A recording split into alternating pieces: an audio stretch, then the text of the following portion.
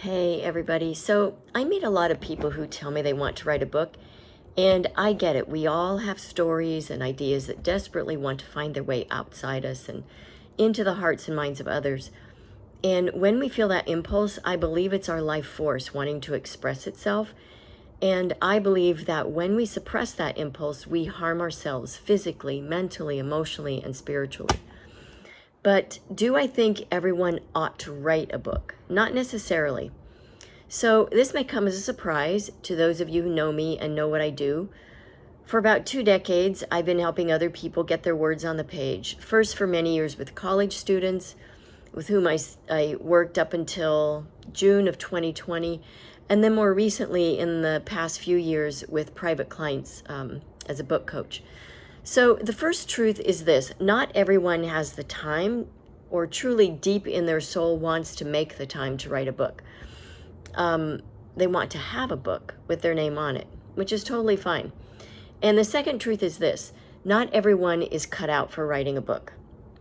So it takes an immense amount of resolve to build a writing practice from the ground up, let alone to maintain it.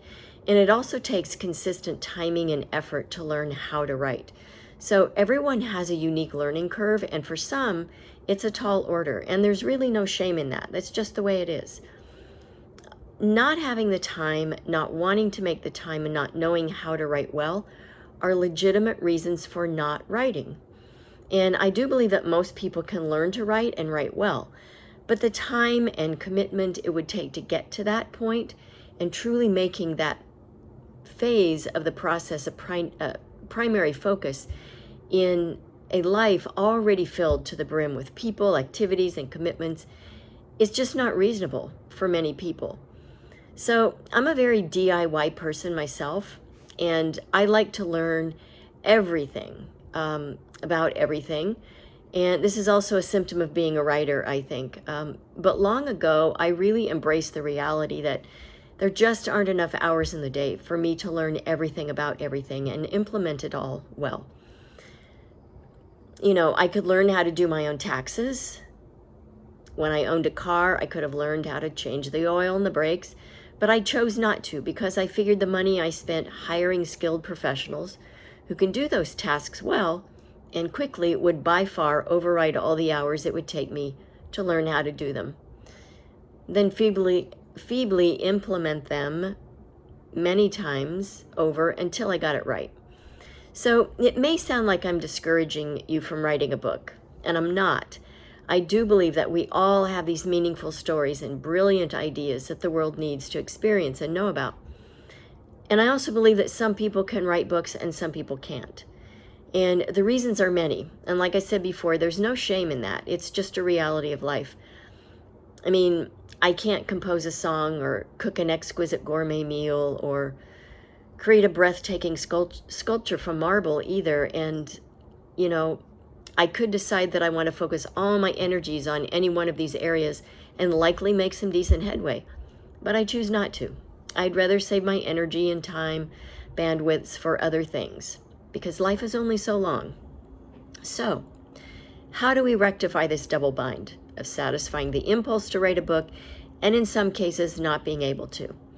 Well, I think the first step is to get clear about how collaborative the project of writing a book is, and then deciding for your personal situation, your lifestyle, life commitments, and budget, when you need to reach out and hire an expert to help you.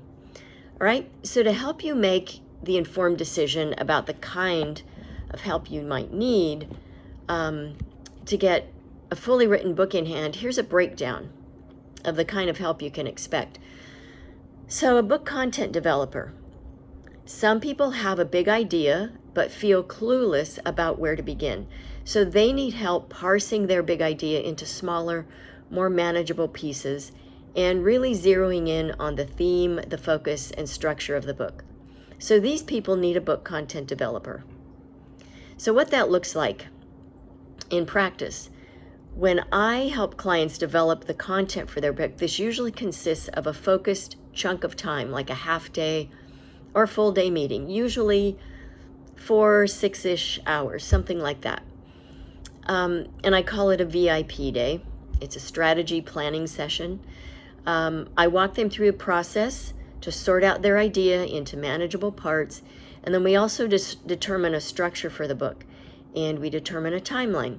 So the client walks away with a solid plan to get started and keep moving forward.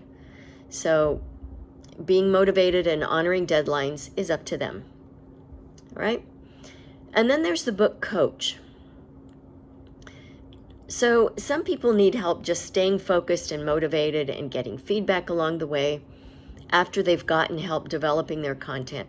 They may also need help with the mechanics of writing. So these people need a book coach. So this is what having a book coach looks like. When I serve as a book coach to clients, we go through the book content development stage, then we stay connected. And the length of the time can vary depending on the genre and other elements. The least time-consuming books, don't misunderstand, right? All books are time-consuming, but the least time-consuming are nonfiction books that feature a method, process, or program created by the author, entrepreneur, or business owner. Memoirs can be open-ended, depending on how much perspective the author has about the life events they're writing about. So writing any book is emotionally transformative, and memoirs are highly so, as you might guess. So sometimes memoirists can encounter like surprise emotional blocks, which can really slow down the writing. Novels can be even more open-ended than memoirs and just as emotionally transformative because characters shift and change, and or the author has new insights along the way. So then there is ghostwriting. So some people want to get their stories and ideas onto the page, and the most important goal is to have the book with their name on it and or to get their story or idea outside themselves. So these people need a ghostwriter. And so what that looks like in practice.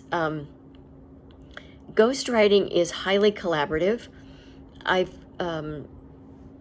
been approached by a couple of people who thought that they could just say, I want to write a book about this, and then I was going to take it from there. And they didn't realize that it was going to mean a time investment for them.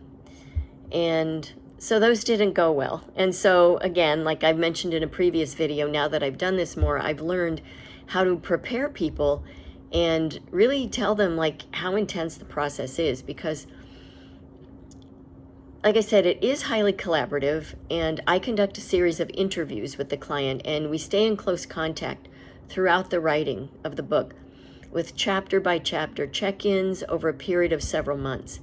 And the length really depends on many factors. So my goal is to truly know the client and how he or she experiences the world so that I can write prose that matches their lived experience and their voice. So it sounds as if they wrote it.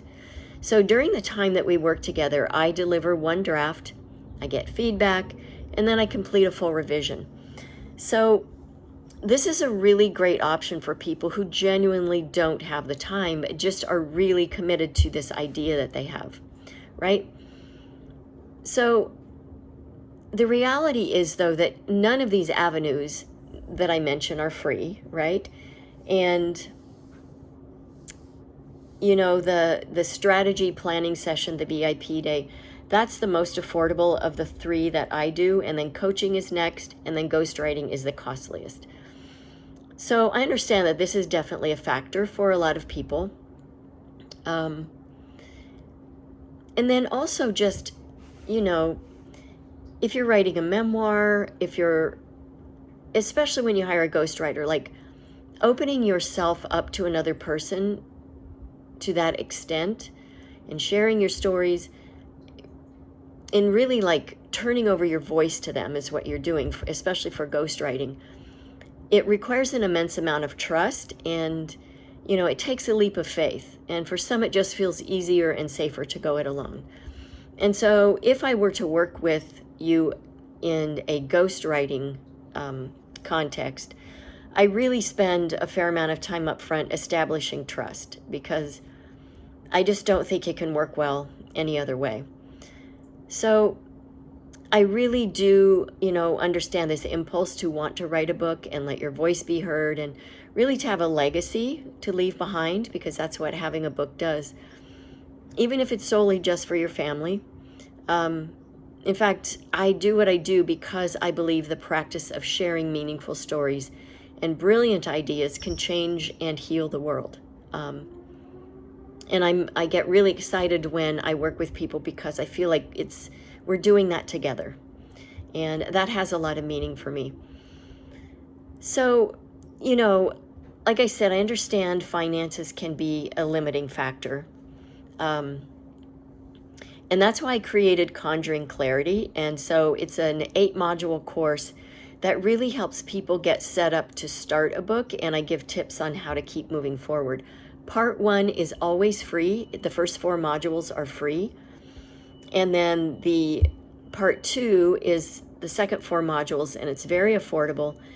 And so if you think it's something you might be interested in, I will provide links in my bio or down below, wherever you happen to be viewing this video. And I hope you'll check it out, because I think it has some really valuable information to help people who want to explore possibly, writing a book. And I will also add this, that if you purchase Conjuring Clarity and then decide you would still like help in one of the other 3 ways I mentioned and want to work with me, I will deduct from whatever that service is the cost of the Conjuring Clarity course that you have bought. So you won't be paying double.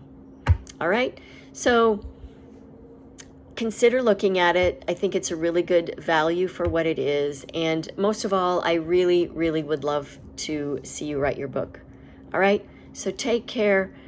Sending you mad writing mojo. Happy writing.